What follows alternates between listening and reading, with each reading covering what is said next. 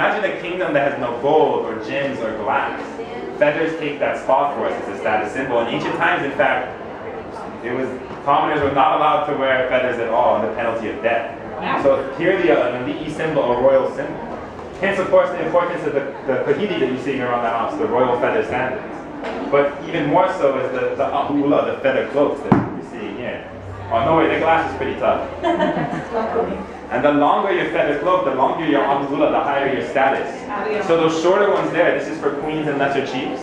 In fact, the one on the top and the bottom both belong to Queen Didi with the line. But they're goose feathers, and they were dyed that way. By the end of the 1800s, our native birds are getting pretty rare with the introduction of mosquitoes.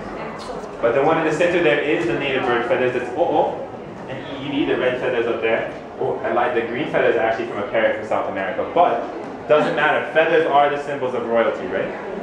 And I want to point out those yellow feathers on there because those are by far the most valuable feathers in ancient Hawaii. Those are o'o feathers.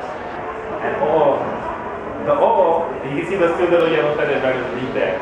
O'o is a little black bird. It's a honey creeper that only had 2 to 4 yellow feathers, depending on what island you're on. So what I understand, Hawaii had a tail feather, a yellow feather as well. But you're only allowed to take 2 per catch. So when you think about this ahula here behind you, it's about 400,000 feathers. It's about 35 pounds. This would take about 40 to 60 years to complete, collecting the feathers, tying it all together. So I always thought they were beautiful, but when I found out how much work went into them, I was like, oh, I can feel the mana now. I can feel the power. And that cloak there comes to us from the 1700s. Right. Any other questions about the house or anything? Can you imagine the one building?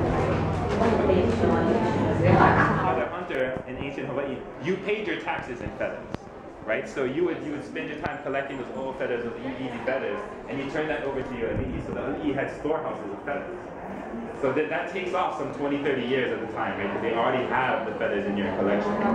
But that being said, there's no sewing in ancient Hawaii, so you can't just sew them onto the cloak, right? They bundle the feathers in small bundles, tie them up, and then tie those bundles off onto a netting underneath. That's part of the reason it takes decades to complete something like this. Any questions about it? Yeah. Yeah, we shut down and we repainted everything. It's taken a while for the plaques to come back. And you recognize Bernice, right? Yeah, I love Princess Ruth. This kind of intimidating looking woman up there on that portrait. Princess Ruth is a granddaughter of Kamehameha the Great. And from what I understand, she stood at 6'3" in some jeans. She was taller than me. And her voice, I've often heard it described as the sound of distant thunder. But I'm from Hawaii Island, so especially on Hawaii Island, there's a real reverence for Princess Ruth.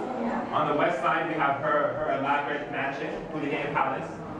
But she didn't like to sleep in Pulihe, so she had a more traditional Halepiwi built up front. She was sleeping down. And then on the east side of Hawaii Island, of course, she's still revered. In 1881, supposedly Princess Ruth stops a lava flow. Now, I believe it. In 1881, this lava flow was 30 kilo for well over a week. And no one was coming for months. Then somebody got the bright idea to ask Princess Ruth to intercede on the people's behalf. And she went out into the lava. She had a conversation with Pele, the fire goddess, and laid down to sleep in front of it. And lo and behold, the lava stopped. So, coincidental maybe. She didn't give her any gin? What was that? Oh, she did. She also brought a lot of red silk handkerchiefs. She actually brought up all of the red silk handkerchiefs on Oahu and Hawaii Island and brought them all with her. So there was some preparation involved. Family likes her tribute. She does. I remember asking when I was a small child, what's the kino lao from Pele? What's the tribute? And my older told me gin and cigarettes. I was like, what? That's not the traditional tribute. He said, well, and it is. These are the past, memorable history. Yeah, so this is the west side of Hawaii, and in fact, you can see Moko Aikawa Church right behind it. So what you can't see in this picture is there's a 2-story mansion right over here, and that's Pulihe Palace. Yeah, it's a hard to miss landmark, Pulihe Palace. It has the Kamehameha sign in front of it. It's easy to find.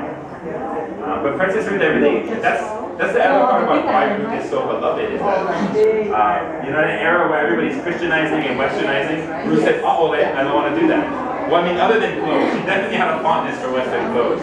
But English, she refused to speak it. She refused to sleep in her elaborate two-story mansion. She said sleep in the more traditional. That's on the Big Island, right? Yeah, that's on the Big Island. Oh, that, okay. never mind. Yeah. So do they have this every year? Oh, over here? Yeah, we have the Day of Queen Emma every year, first Saturday of October. First Saturday of the month? And they have the same layout and everything? Usually we'll have new exhibits. Once a year in October, first Saturday of October. Usually we'll have different like exhibits up for Day of Queen Emma, so things change around. But the house never changes that much. You know, it's always we have a similar collection no matter what. I know, I haven't been here a long time. I see they still have. Yeah, we're working on it. So next year. Yeah, definitely by next year. They better have it by then. I know. Thank you. Thank you.